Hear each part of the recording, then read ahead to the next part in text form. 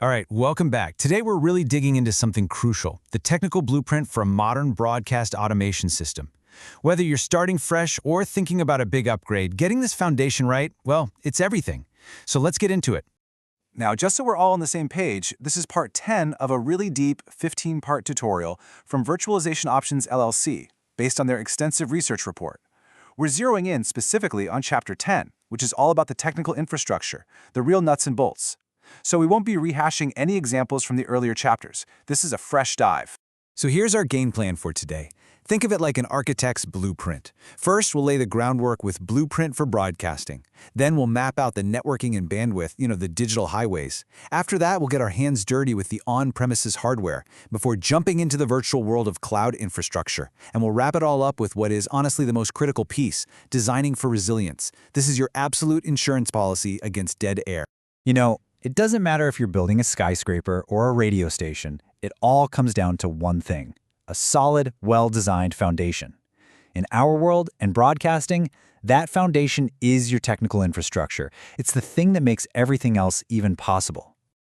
Okay, so when you look at a complex control room like this, you see all the screens, the faders, the blinking lights, it's easy to get focused on all that action on the surface. But you have to remember every single button press, every piece of audio that goes out over the air is only possible because of this robust, carefully planned system humming away in the background. So what are we really talking about when we say technical infrastructure? Well, it's the whole ecosystem, right? It's the combination of all the hardware, your servers, your switches, the automation software that's running the show, and of course the networking that ties it all together. The end goal here? Absolutely seamless, totally uninterrupted operation. That's the dream. All right, so now that we've defined that foundation, let's talk about the circulatory system of your operation, the network.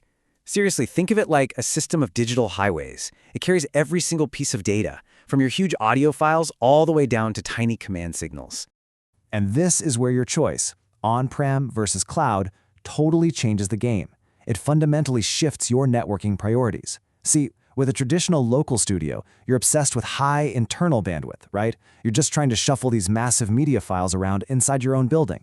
But the second you move to a cloud-based system, whoa, the focus flips completely. Your number one absolute priority becomes a rock-solid high-speed internet connection. Why?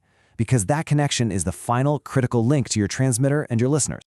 Okay, so let's say you decide to go the on-premises route. What does that actually mean? What are you building?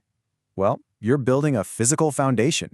We're talking tangible equipment that you own, you manage, and you have to maintain, all inside your own facility.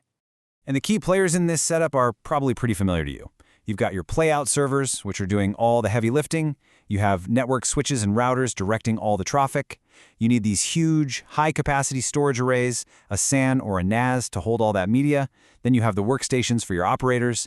And this one is so important, you've got uninterruptible power supplies, or a UPS. Because let me tell you, even a split-second power flicker can knock you right off the air.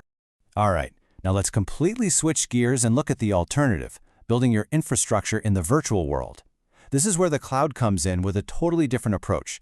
You're basically trading physical server rooms for virtual, on-demand resources.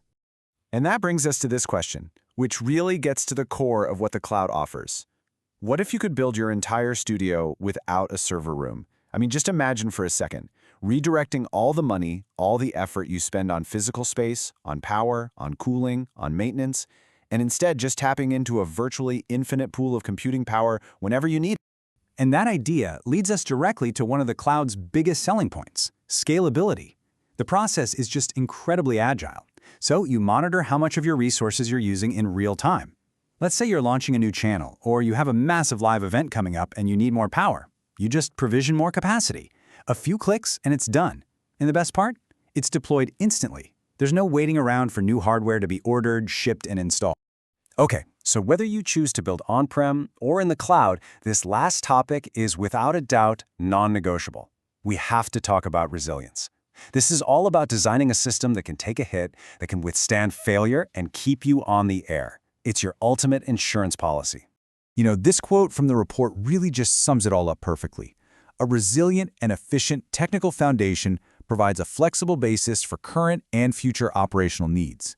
See, a resilient foundation, it's not just about stopping failures today. It's about giving yourself the flexibility to handle whatever comes tomorrow. Whether that's adopting brand new technology, completely changing your workflows, or chasing new business opportunities. The point is, you are future-proofing your entire operation. And that leaves us with this one final big question for you to think about. Take a really hard, honest look at your current setup. Is your infrastructure built for the future? Is it designed with the flexibility and the scalability to grow with you? Or is it an artifact of the past, something that's actually holding you back from what's possible? That's the key question to chew on as you start to architect the future of your station.